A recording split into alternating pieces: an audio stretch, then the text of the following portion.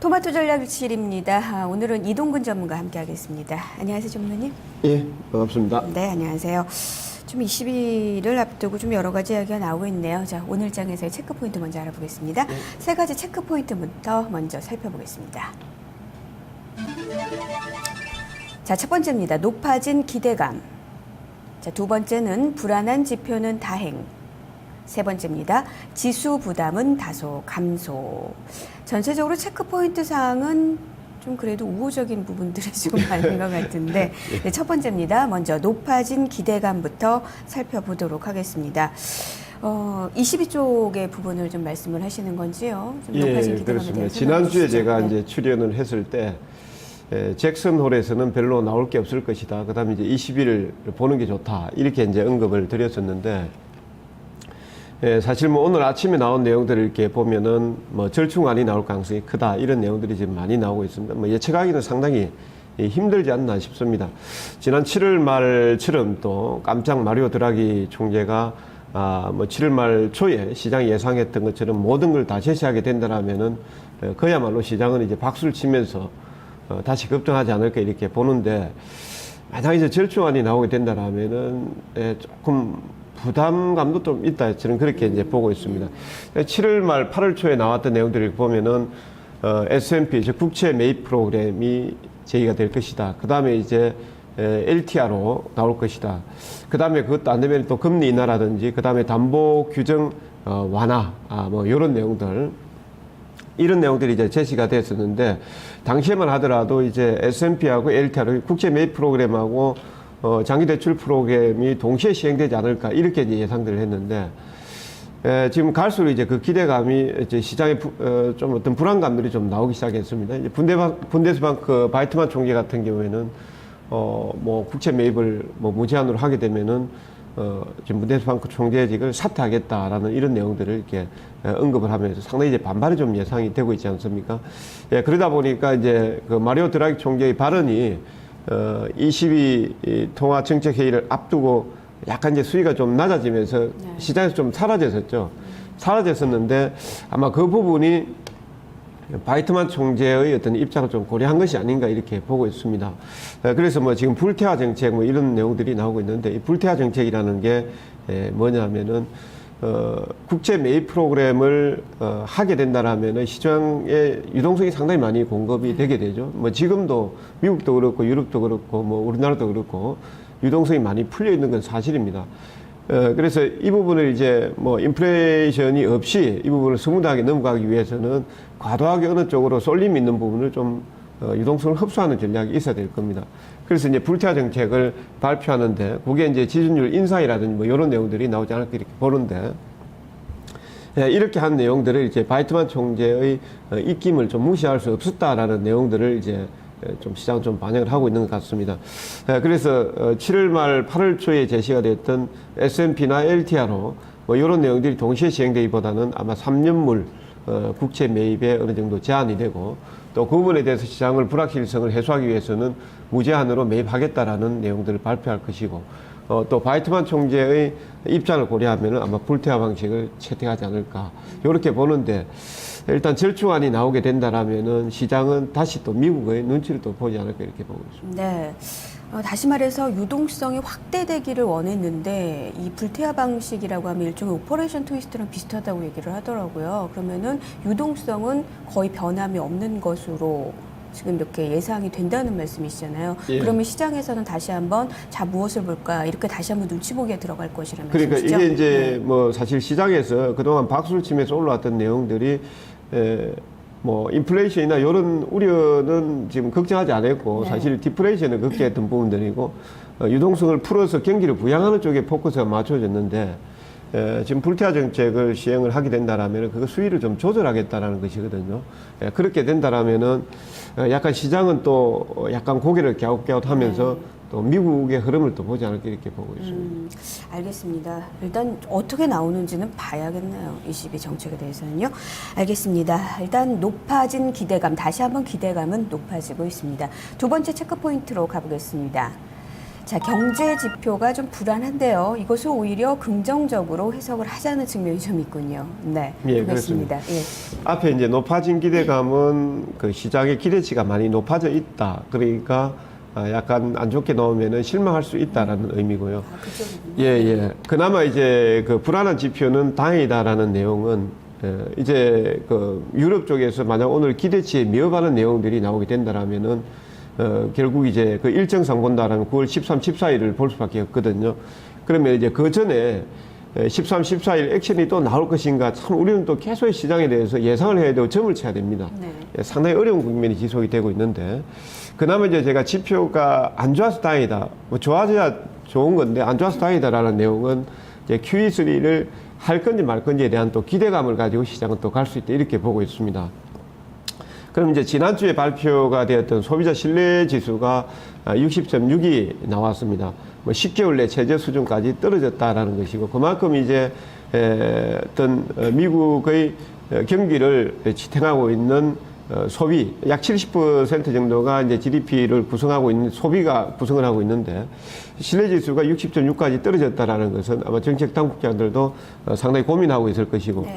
그다음에 이제 어저께 발표됐던 ISM 제조업 지표 같은 경우에도 지금 10개월 연속 지금 50포인트 이하로 지금 형성이 되어 있습니다. 지난번에 발표할 때 49.8, 이번에 발표할 때 49.6이 나왔거든요. 그러니까 여전히 확장보다는 긴축 국면이 지속이 되고 있다. 이렇게 이제 보시는 것은 이제 부양책을 쓸 수 있는 어떤 여지가 된다 이렇게 봐야 되겠고, 그다음에 이제 오늘 그 22에 이어서 미국 쪽에서도 ADP 민간 고용 변화율이 발표가 되게 됩니다. 이게 이제 예상치가 14만 2천 건 정도 변동이 있었을 것이다 이런 내용인데 지난번에 16만 3천 건 정도 변동이 있었거든요. 근데 최근 이제 그림을 보면은 2012년도 올라와서 계속해서 민간 고용 변화율이 좀 떨어지고 있는 이런 국면입니다. 이 지표를 제가 왜 강조를 드리냐면은 지난 6월 달에 제가 이런 말씀 한번 드린 적이 있거든요, 방송에서. ADP 민간 고용 변화율이 낮게 나와가지고 그 당시 이제 실업률이 8.1% 예상했는데 8.2%가 나왔습니다. 그러니까 민간 고용 변화율이 먼저 나오고 그 다음에 이제 실업률이 발표가 되는데 민간 고용 변화율이 만약 예상치가 낮거나 실제보다 또 낮게 나왔다라면은 실업률의 변화는 오히려 조금 더 악화되든지 뭐 변화가 없든지 그렇게 될 가능성이 큽니다. 6월 달에 그렇게 해서 한번 시장 자체가 한번 쇼크가 나왔고 7월 말에 8월 초에 발표됐을 때는 그 변화가 8.3% 나왔음에도 불구하고 당시에 시장은 기대감 때문에 그게 반영이 안 됐었습니다. 그래서 오늘 이제 발표되는 요 지표가 중요하고 그 다음에 이제 내일 이어서 또 비농업 일자리 수 변동수하고 그 다음에 실업률이 발표가 되는데 실업률이 지금 8.3%인데 오바마 대통령도 재선 가도에서 가장 걱정을 하고 있는 게 고용입니다. 그 다음에 FRB 연준 의장도 지금 실업률에 대해서 완전히 지금 곤두서가 있을 건데요. 예상치를 지금 8.3% 정도 예상하고 있는데 만약 이게 민간 고용 변화율이 지금 예상치가 낮게 나왔는데 실제로 또 낮게 나왔고 뭐 실업률의 변화가 없든지 8.3% 정도 안 그러면은 약간 8.4% 정도로 올라가게 됐다라면은 제 생각에는 아마 13, 14일 정도 하는 연준에서 금리정책 회의에서 QE3를 단행하지 않을까 이렇게 보고 있는 겁니다. 그래서 지금 뭐 오늘까지는 ADP 민간 고용 변화율을 보면 예상치까지 제가 언급을 드렸습니다만 지금까지는 지표가 안 좋았으니까 만약 유럽이 안 좋아도 여기에 대한 기대감을 우리는 걸 수밖에 없다 이렇게 말씀드리는 겁니다. 알겠습니다. 어쨌든 지표가 좀 미국 쪽에서 불안하게 나오면 오히려 양적 완화에 대한 기대는 좀 커질 것이다. 여기에 기대를 걸 수밖에 없다는 말씀이시네요. 자, 계속해서 좀 어떤 이벤트에 대한 변화를 좀 봐야 되는 그런 구간이 되지 않나 싶은데요. 그렇다면 세 번째의 키워드로 한번 가보도록 하겠습니다. 지수의 부담은 다소 감소. 어제 좀 흐름세가 시가총액 지수 관련 대형주라고 얘기를 하시는데 프로그램 매물이 상당히 많이 나오면서 많이 내렸습니다. 이런 부분들을 조금 더 긍정적으로 보시는 거예요? 예, 긍정적으로 일단은 좀 보고 있습니다. 왜 그러냐면은 지난번에 이제 마리오 드라기 총재 발언이 나오면서 프로그램 매수가 사실 시장을 끌어올렸다 이렇게 해도 과언이 아닌데 당시 하루에 들어올 때 1초 7,800억 정도씩 매수가 들어왔으니까요. 저도 사실 주식시장에 몸담고 있으면서 그 정도 하루에 들어온 거는 처음 봤던 내용들이거든요. 예. 처음 봤던 내용들인데 그 정도로 이제 프로그램이 시장을 좀 끌어올렸다라고 해도 과언이 아닌데요. 지금 이제 매수 차익 잔고가 지난번에 이제 그 10조 한 7,800억 정도까지 갔다가 지금 10조 1,300억대 정도까지 감소가 됐습니다. 그래서 고점 대비해서 한 6,300억 수준 정도까지 매수 차익 잔고가 뭐 그림에서 보이다시피 빨간 선에서 감소되고 있습니다만은 됐다는 것은 상당히 이제 긍정적으로 생각을 하고 있고, 그 다음에 이제 우리 시장도 이제 9월 13일 날 이제 다음 주가 되겠습니다만은 쿼드러플 위칭데이가 되겠습니다. 여기에서 이제 보면은 현재 어제 기준에서 기초자산이 245.35포인트 정도 되는데, 외국인들 포지션을 감안해서 본다라면은 뭐 현 선물 다 전부 다 포함해서 본다라면은 241포인트가 외국인들의 이제 변곡 구간인데, 241포인트 지금 그 이하로 만약에 떨어지게 된다라면은 외국인들 같은 경우에는 지금 손실이 발생하게 됩니다. 그래서 지금 추가적인 어떤 조정은 조금 뭐 나오는 거는 좀 제한적이지 않을까 이렇게 보고 있고, 지금 이제 선물 옵션만 감안하게 된다라면은 247포인트 정도 이하거든 수익권인데, 현재 외국인들 같은 경우에 지금 수익이 나 있는 구간입니다. 그래서 이번 만기에서 뭐 제가 어느 정도 감소다라고 말씀드리는 이유가, 매수 차익 잔고에서 지금 뭐 국가 지자체를 중심으로 해서 많이 줄여놨었고요. 그래서 추가적인 어떤 매물이 만약에 만기 전에 나오게 된다라면은 오히려 채울 수 있는 어떤 긍정적인 이유가 되는 것이고, 외국인들이 현물 매수를 감안했을 때는요. 그 다음에 이제 선물 옵션에서도 이미 수익권에 있기 때문에 자기네들 이제 좀 중기적인 포지션을 본다라면은 추가적으로 조정적으로 가지는 않을 것이다 이렇게 보고 있는 겁니다. 알겠습니다. 자, 이에 따른 롱숏 전략 보도록 하죠. 어떤 전략이 좀 더 필요할까요?